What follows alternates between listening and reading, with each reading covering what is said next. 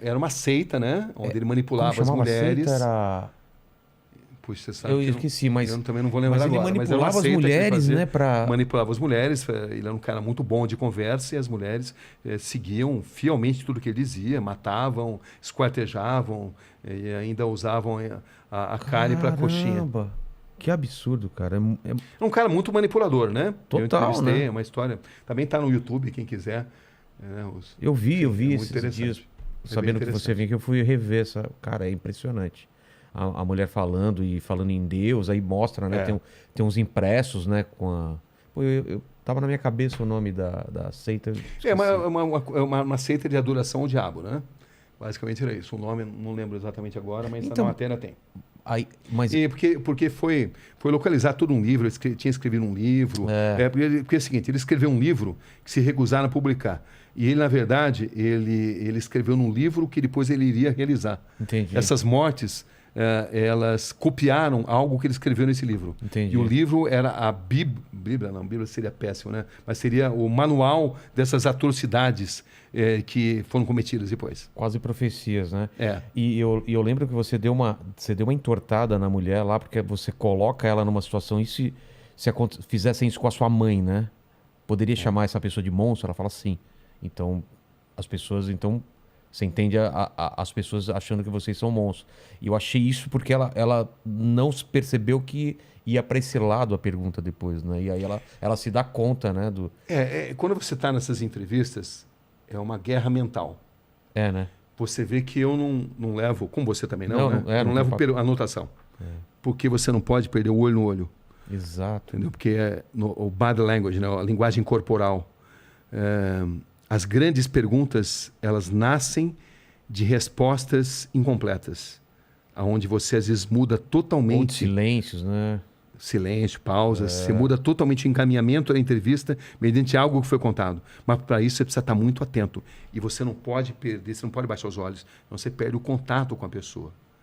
Então, é assim que você consegue extrair, né? Eu lembro, por exemplo, quando entrevistei o Matheus Acosta Meiro, o atirador do shopping, né? Uma frase dele que me impressionou muito. Aquele do filme, que ele entrou no o meio do do filme. filme. Isso, que ele assistiu o filme Clube da Luta. E depois... Saiu atirando mesmo. Exatamente, saiu atirando. E ele dizia, o que ficou na sua mente? Ele falou, ficou na minha mente claramente o cheiro de sangue e pipoca. Você vê, ele relacionava sangue e pipoca na mente dele e nunca se arrependeu do que fez. Essa é a verdade. Psicopata não se arrepende. Porque ele pode até falar que se arrepende porque eles são inteligentes, são frios e notam que precisam falar muitas vezes o que as pessoas esperam ouvir. Entendi. Mas psicopatas não têm cura. Caramba.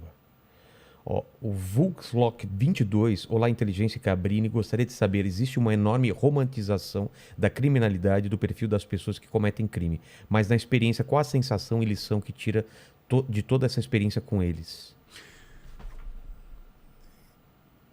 Existe algo a ser aprendido com a mente dessas pessoas. Traumas de infância, ou não. Sempre tem um gatilho ou não? Às vezes sim, às vezes não. Não é exatamente automático. Muitos usam isso como algo para justificar o que fizeram, entendeu? Como um trauma da infância, né? Então você precisa penetrar muito nessa mente, e penetrar na mente de um psicopata é tarefa complicada, mas boa parte deles padece do bichinho, do veratismo, da vaidade, e é quando você consegue extrair muita coisa. E eles gostam também de submeter a capacidade deles de manipular a sua capacidade de perguntar. Então, eles estão sempre tentando te manipular a perguntar o que eles querem responder. Com certeza, com certeza. É um jogo mental violento, onde você precisa ter o máximo de concentração. Senão você faz exatamente o que eles querem, né? Senão você faz, senão você não surpreende.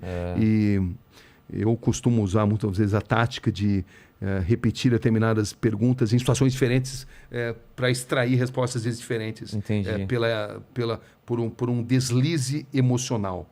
Até mesmo psicopatas podem ter deslizes emocionais, embora eles tenham tanta dificuldade de se relacionar com emoções. Entendi. Entendeu? Então, você é algo que você vai aprendendo, né? Você vai aprendendo e você vai lendo nas pessoas, no olhar das pessoas, nos gestos que elas fazem. Elas vão emitindo os sinais. Às vezes elas estão morrendo de vontade de contar uma determinada verdade, desde que você consiga entender esses códigos. Ou outras vezes não. Como se outras fosse um vezes... prêmio que você precisa merecer, Exatamente. merecer intelectualmente para ela te revelar aquilo, né? Por isso que eu acredito muito em perguntas curtas e grossas, perguntas grandes e mais, dão chance para a pessoa pensar no que vai responder. Entendi. Enquanto você está falando na sua pergunta, Ela já está... vou falar isso, né? Entendi. Entendeu? Não. Então, a pergunta curta e grossa, muitas vezes, de sopetão, é uma grande arma. Mas também a maneira de entrevistar o Rogério não é a maneira de entrevistar o Mandíbula. Não. As pessoas têm personalidades diferentes. Às vezes você precisa ser mais suave, às vezes você precisa ser mais incisivo. Isso muda. Como decidir? Experiência.